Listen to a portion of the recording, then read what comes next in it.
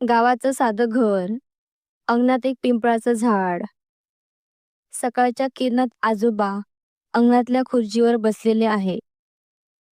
घरात आजी पोळ्या भाजते, आई दूध उकळते, बाबा दारातलं अंगण झाडतायत. दोन मुलं, रोहन 12 वर्षांचा आणि सायली 9 वर्षांची, शाळेत जाण्याची तयारी करत आहेत. आजोबा हाक मारतात, "अगं ललिता, बघ रे, ही मुलं परत उशिरा उठतील, शाळेत बेल वाजेल आणि आपल्या लेकरांना उशीर होईल." आई हसत म्हणते, "हो बाबा, पण आज त्यांचा तास." जर पूर्ण स्टोरी ऐकण्यासाठी लिंक कमेंटमध्ये दिलेली आहेत. धन्यवाद.